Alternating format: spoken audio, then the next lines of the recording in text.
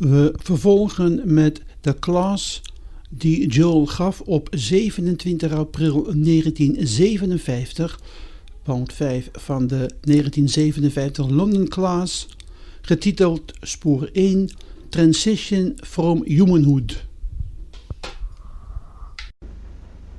Every Christ at some time or other has been buried in the tomb of humanness.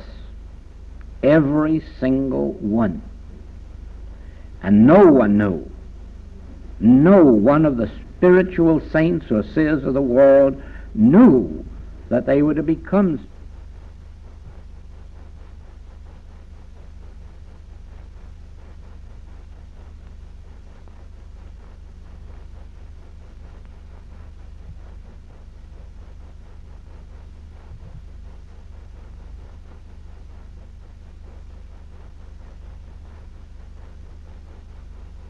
Remember that Mrs. Eddy was a housewife, and a very unimportant one. Mrs. Fillmore was a very sickly woman and a housewife, and a very unimportant one, lost way out on the desert at that time, the plains of the Middle States. Always, when you look for spiritual illumination, you will find that seemingly it rose up out of nobody and nothing. Always somebody humble, always somebody who was nothingness and nobody.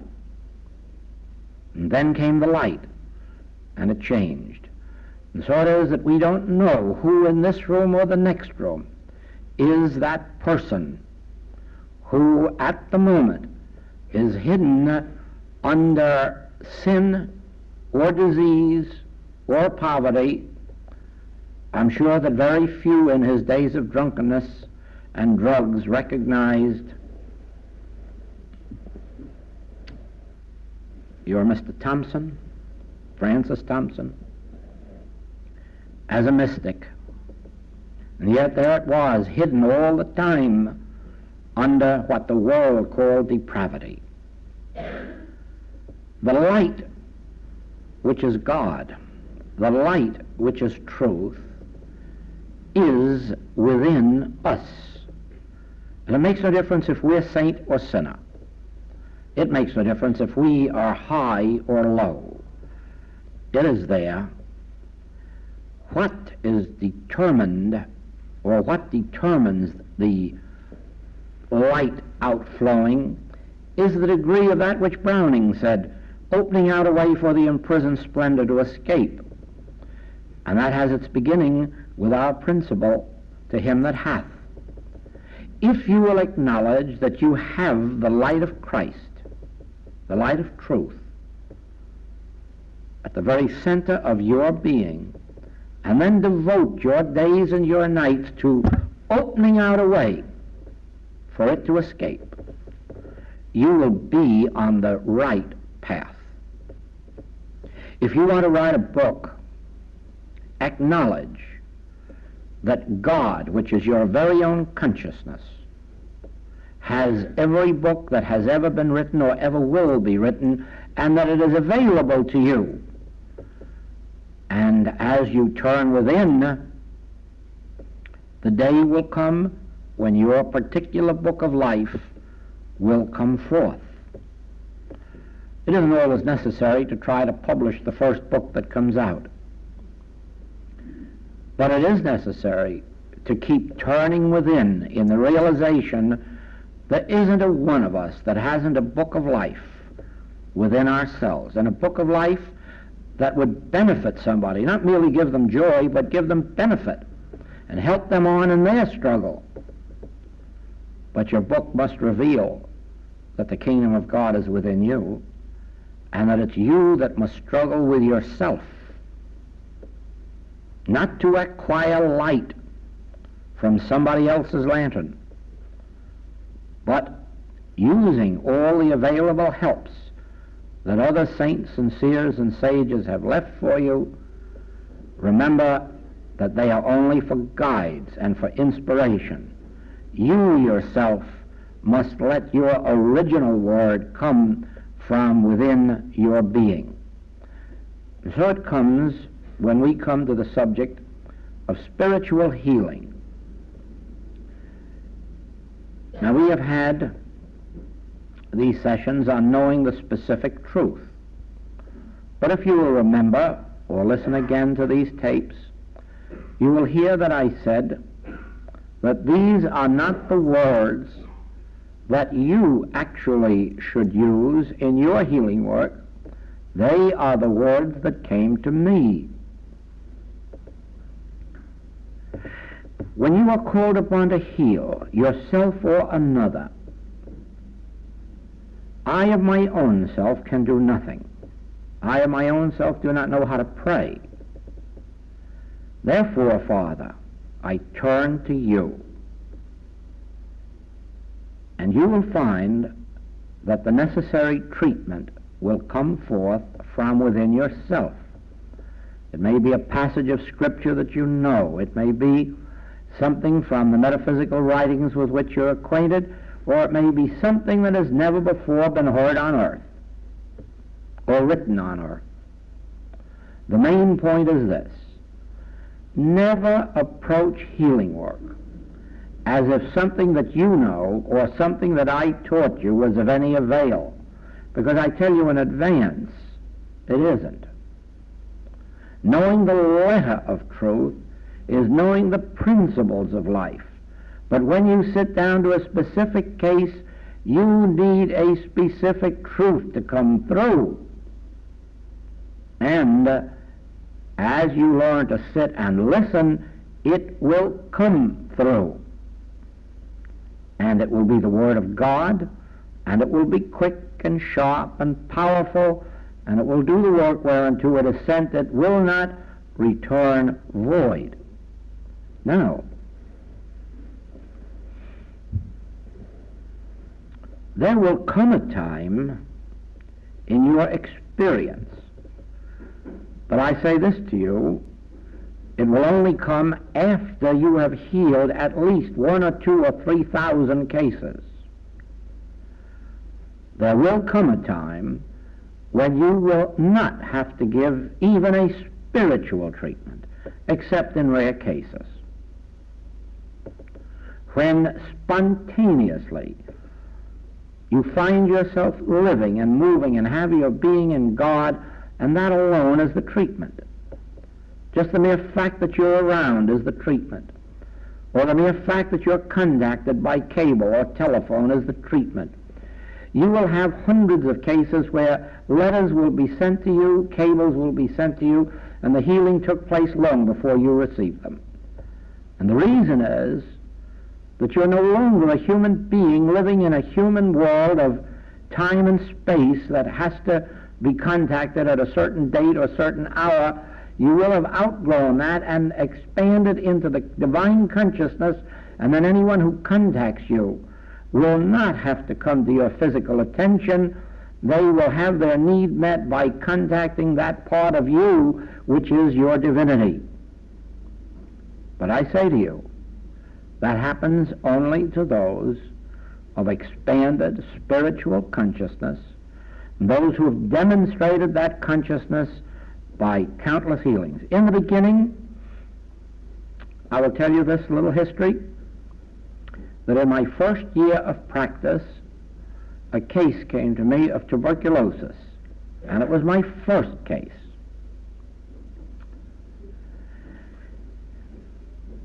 It took 13 months before that was completely met. And in those 13 months, I wrote, the patient was at a distance, I wrote that patient every single day of the week, 7 days a week, letters of anywhere from 2 to 20 pages. And believe me, those letters were not written for her, but for me. I was expounding and stating truth as it came to me. I was assuring and reassuring myself in those letters more than I was teaching. 13 months. Ah, yes. But when the second case of tuberculosis came to me, and it was a man who had been sent home from an institute to die, that case was instantaneously met on the first day. Now this is 27 years ago, and in 27 years I've lost only one case of tuberculosis. Only one in 27 years. Do you see why? 13 months of knowing every single truth that could be known. 7 months of sitting down to meditate on that case and ponder it and let God speak and read every truth that could be read. 13 months of diligent application until tuberculosis didn't master me, but I mastered tuberculosis. Do you see that? That's why I say to you, I've never had any 13-month cases since of tuberculosis. They just seem to almost evaporate with a smile. They go quickly. Now, it has been much the same with other things. I have worked with supply for years, and then all of a sudden caught the vision of it, and then found that those who come to me adjust themselves to a higher sense of supply quickly and without prolonged treatments and so forth. Why? Because the principle is so clearly established in my consciousness, to him that hath shall be given. Only begin to break what you have and to share. Only begin to pour that few drops of oil. That's the principle, and it's so clearly established that it breaks the mesmerism for those who come. So it is. Work with the correct letter of truth. Work with it. If you have to work a year on a case, work. If you have to work 7 days a week, 7 days a week. If you have to give 3 treatments a day or 5, do it. But by the time you've broken that case, you have broken that particular type of case forever and for all those who come to you. So it is. We develop spiritual consciousness under grace. But really and truly, we work hard with it. We work over these cases that come to us. As you know, we are working with these small children who come into this world ill, things ostensibly not of their doing, and we're trying to solve the riddle of that and to break through.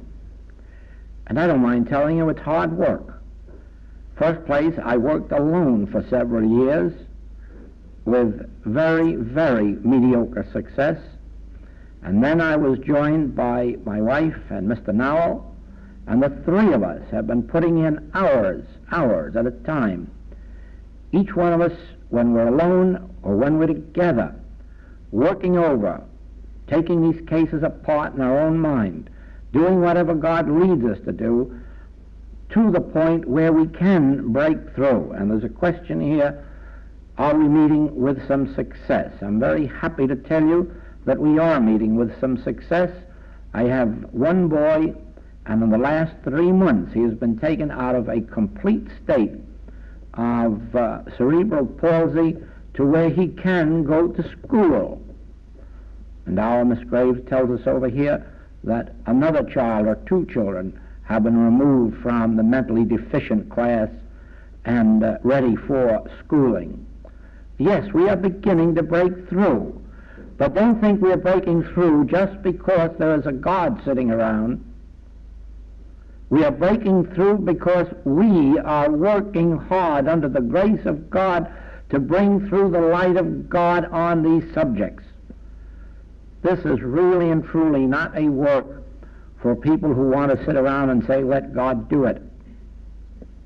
God could do it if God could find the instruments through which to come. The instruments that can be the transparency that Jesus Christ was, that John was. When we can become so clear at transparencies, when we are so completely freed of materialism, then the grace of God will flow and touch everyone and raise them up. But don't believe even then that the holiest men and women on earth are going to save you from going through your individual experience of transition from material sense to the spiritual. They may rid you of an immediate disease. Even if we succeed in healing these children, their problems haven't ended, their problems have begun. Because now they've got to face a world, and they have got to have the grace of God with which to face it. And so their problem begins to learn how this was accomplished for them and what they have to do to continue in the way and not sin and go back to their former conditions or worse. No one is going to be relieved of the necessity of walking into heaven on their own feet. Regardless of the help you get, physically, mentally, morally, or financially, in the end it is your individual consciousness which must overcome the world for you.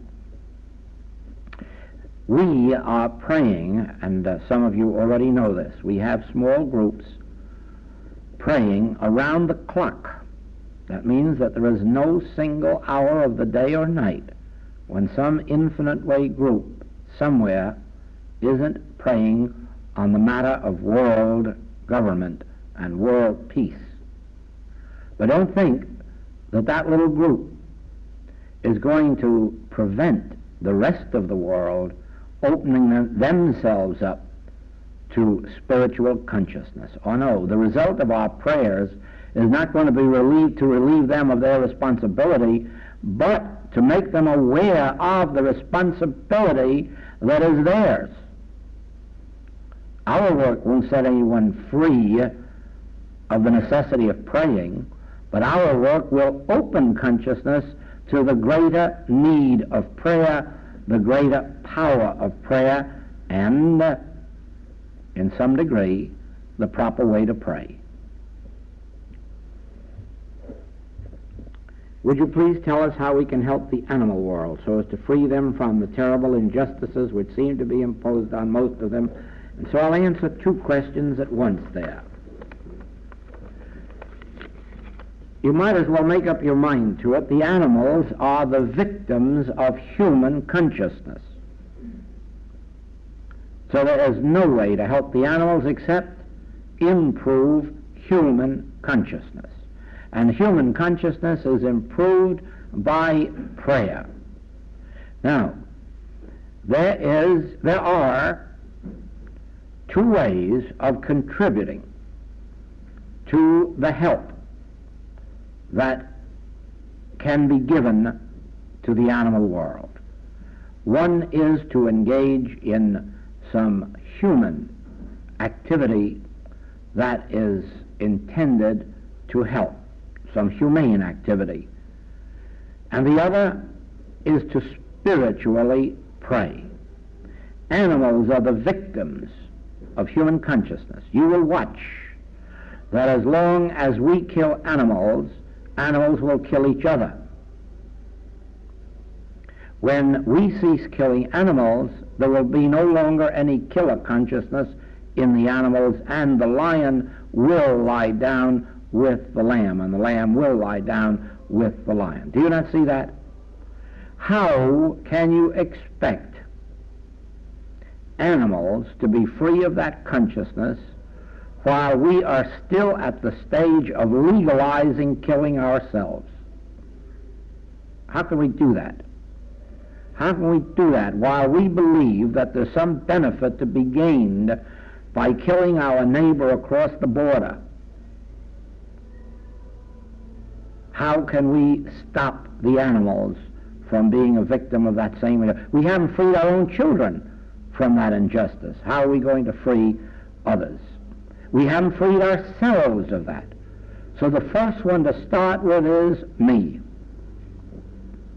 When I am completely free of all desire to benefit at somebody else's expense, then that influence from my consciousness reaches yours. When you rise in consciousness to where you no longer believe that you can or that you want to benefit by somebody else's destruction, then your influence will spread even to the animals in your household. Again, I tell you, I have witnessed in my practice over and over and over that dogs and cats, the once chased birds, no longer chase them. And usually one treatment suffices to cure them. Just one. And the reason is they're brought into the spiritual consciousness in which there is no separation or desire for gain, and they are freed by that. I, if I be lifted up, shall draw all men unto me. It is possible to heal cats and dogs of the desire to chase birds, and I have seen it all through my practice. So it is, when we ourselves are lifted up above where we believe that war benefits somebody, then we are able to free others.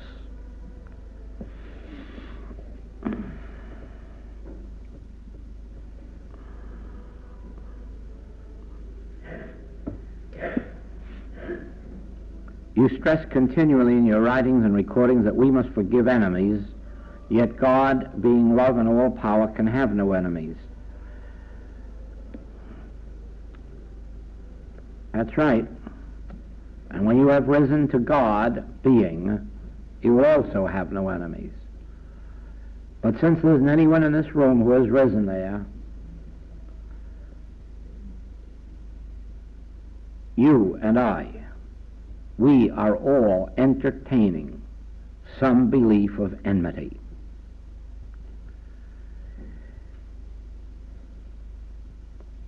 It may be nothing more or less than enmity with a mosquito. But that's enmity, because, as you well know, it usually results in the death of the mosquito. There isn't anyone on our plane of existence who isn't entertaining a sense of enmity somewhere. And as long as we are entertaining a sense of enmity, we have to overcome that sense within ourselves. God has nothing to do with it. God doesn't enter the picture at all. God is perfectly all right. God is infinite divine consciousness and is too pure to behold iniquity. What's that got to do with you or me?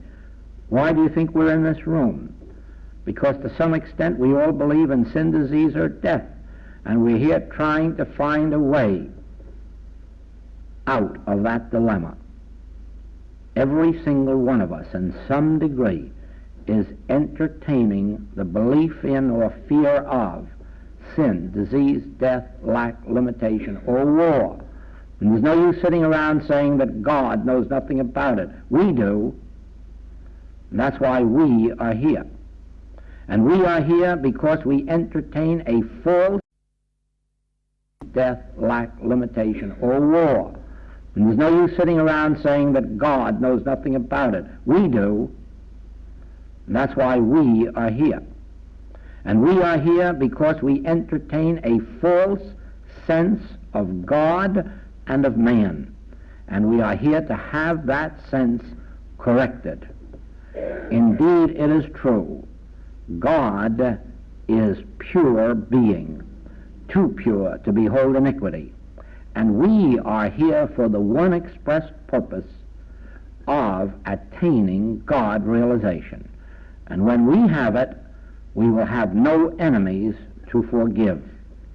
But do you think that I believe for a moment that any one of us is reading the daily papers or hearing the radio and not feeling some degree of animosity, whether it's toward Russia or whether it's toward Egypt or whether it's toward Israel or wherever it may be? Do you think there's one of us that has become so pure that somewhere or other we're not entertaining some thought of how we would like to see it come out?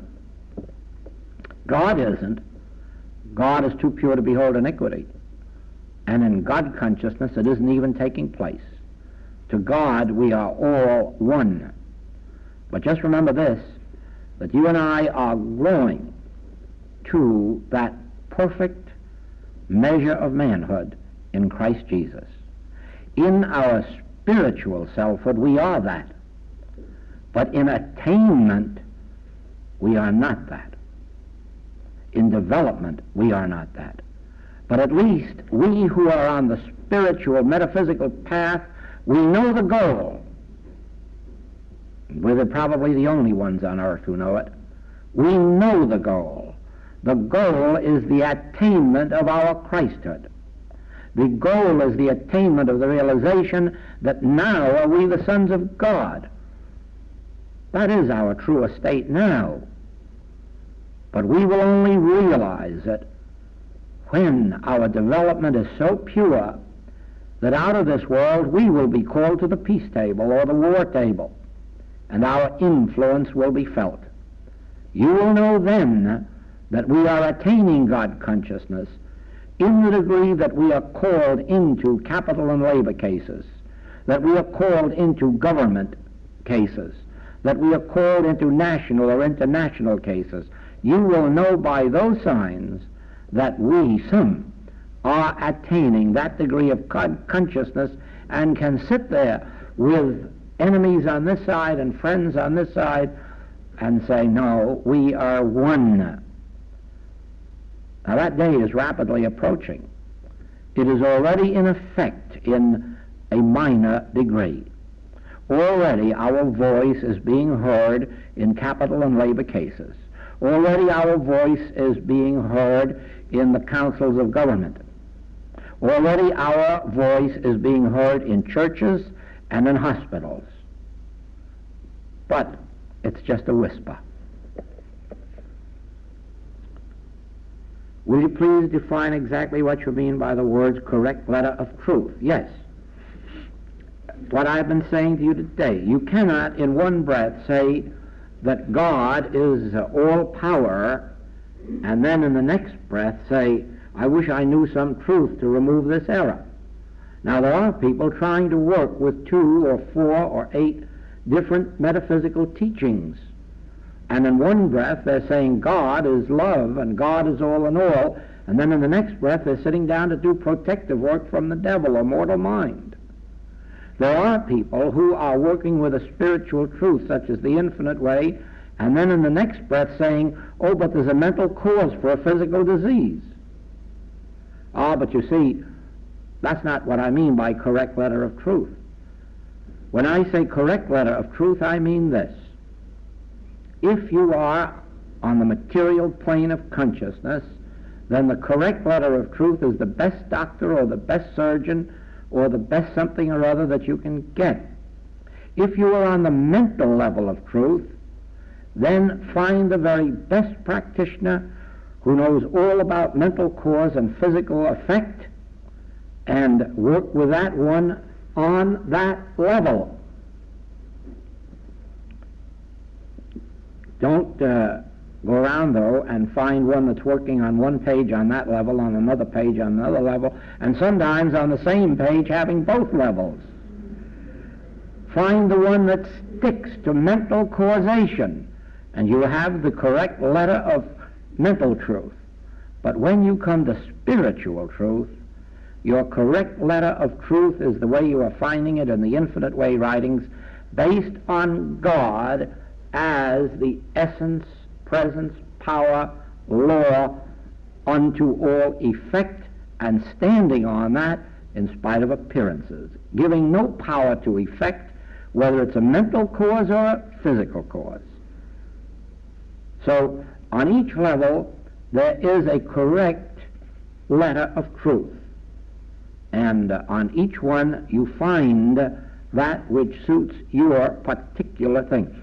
If you are dealing with spiritual wisdom that embraces the subject of spiritual healing, you can find the correct letter of truth in the message of the Infinite Way. If you are looking for a mental teaching, there is one that sticks very, very closely to mental causation and never deviates from it.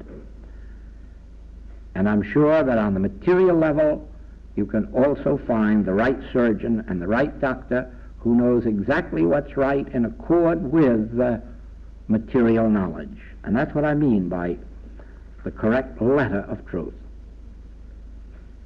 How can I deal with fear in relation to mental illness of a near relative? You have nothing to do with the mental illness of a near relative. You have to do with yourself. You don't heal other people or correct other people. The result is that they appear to be healed. The action takes place within yourself. How do you deal with fear in yourself?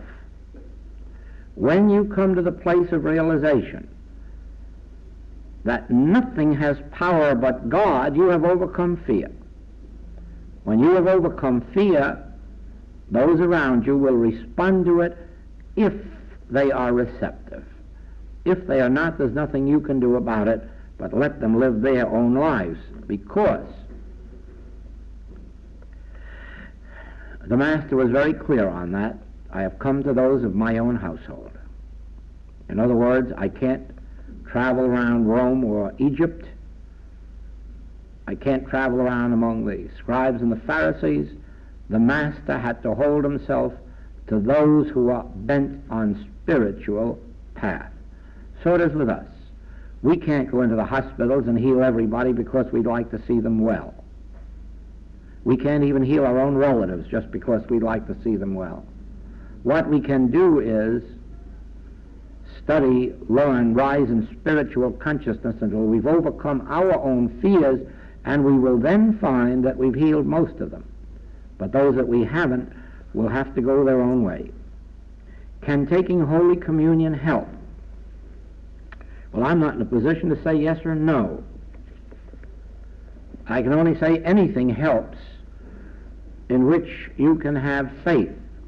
And the question is, what do you mean by help? I know nothing of any religious rites, ceremonies, creeds, or forms because I've never been through any of them. I've never had the benefit of any of them, if there is a benefit in them. And so I can give you no answer except that the Master said, in accordance with thy faith, so be it unto you.